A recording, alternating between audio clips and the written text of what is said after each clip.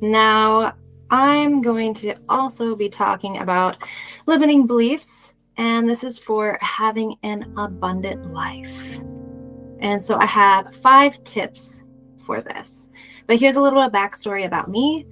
As we talked a little bit earlier, I'm Danny Rosenblatt James, and I put some points of some of the things that I've overcome in my life, like I was sexually abused, had a traumatic brain injury, that was 10 years ago.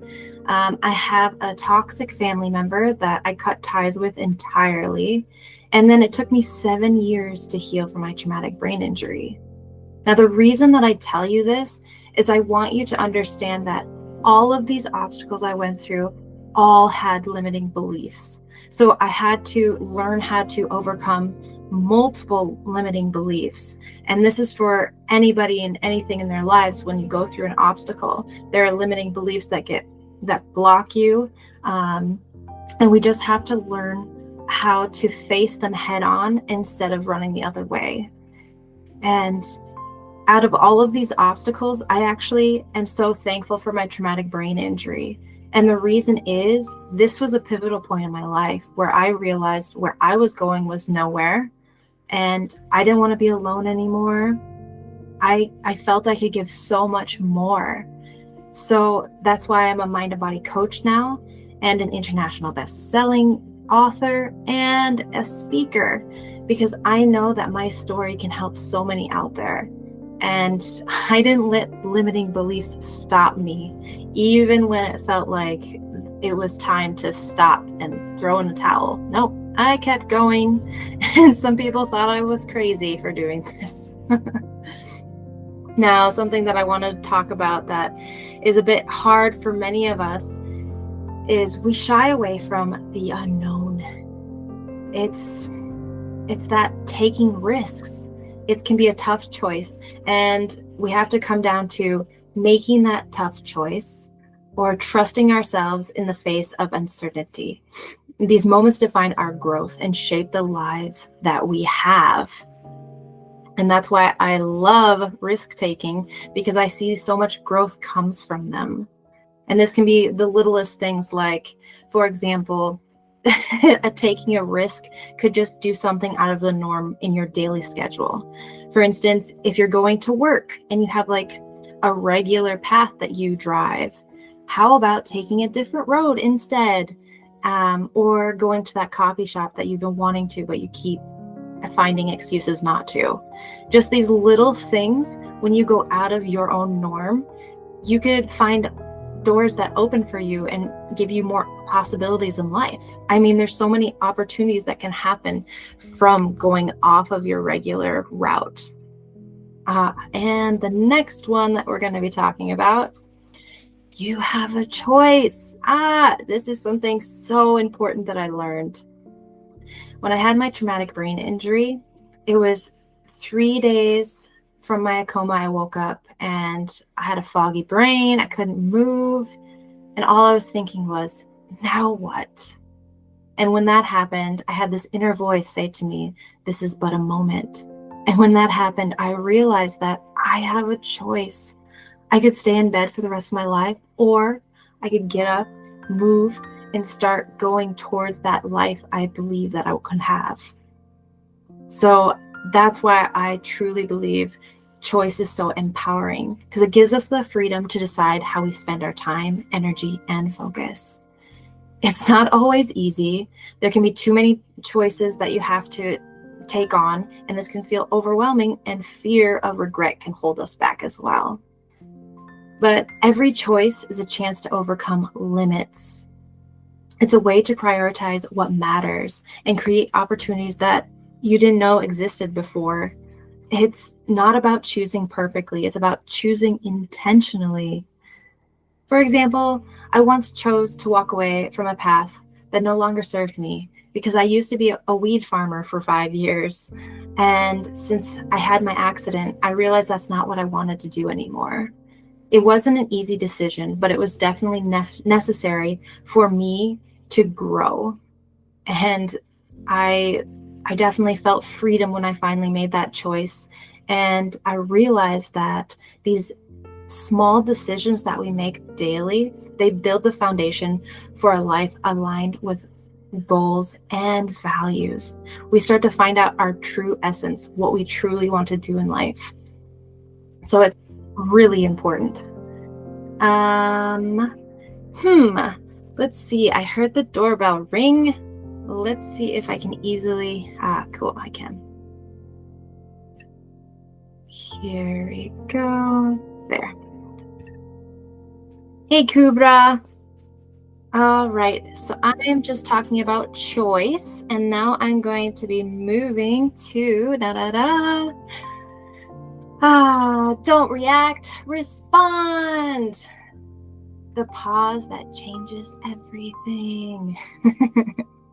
So this is one of the greatest lessons I've learned, and it's all about responding instead of reacting.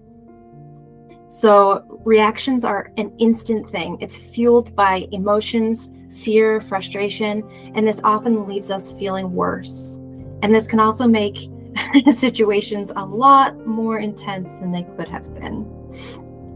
So like an example would be how I have down right here. A kid breaks a plate and immediately gets yelled at. That is definitely a reaction.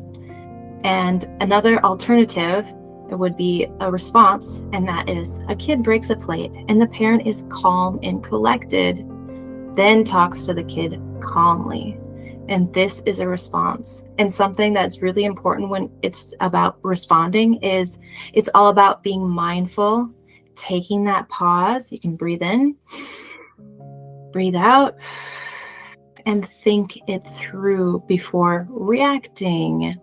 So it's quite important in very many instances, especially if you get in an argument with someone. You have to take a step back, do the breathing, and contemplate what you're actually going to say. And when you're doing this, it helps you think of ways as a community, as cooperation, as a reason to make it work for the best. I mean, there are some situations where I get it, where it's probably best for you to walk away. Oh, I accidentally pressed a button. Well, it's the next one anyways, where I was going. So this is welcome feelings. This is what I learned from Rhonda Byrne, and it's a great tool, a great practice that you can do daily. So what this truly is it's all about opening yourself up for negative feelings. We've been so conditioned to resist all that unpleasant feelings, push them away, but what we resist persists. So it's best to welcome them. And it's called welcoming because a great way to practice this is to have your arms out wide, and then you feel all the negative feelings and you let them come in, you welcome them, you accept them.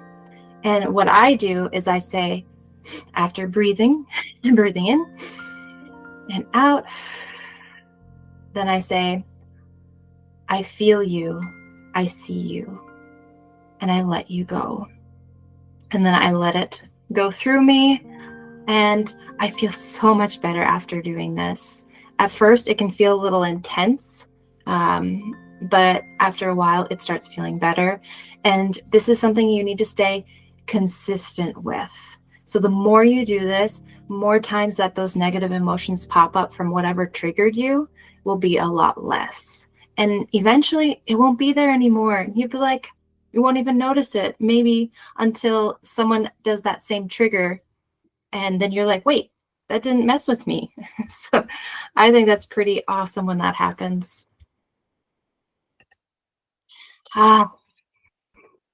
Trust yourself. Oh, this is a doozy for me. I don't know about you.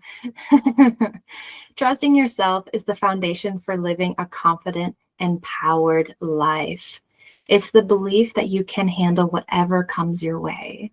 And there are definitely times where I have second guessed myself, done self-doubt, had a lack of confidence. These are some things that April talked about. And, we really truly need to be our best friend, our best cheerleader, and fully trust ourselves.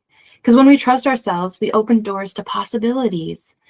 We can take risks, make choices, and step into difficult situations with courage because we know we'll figure it out. No matter what's going on in your life, just believe and fully trust in yourself, and it's gonna work out. Oh, I don't know why that did that. Well, I guess that ends it for me. It was pretty much it. I was going to leave it on here. There.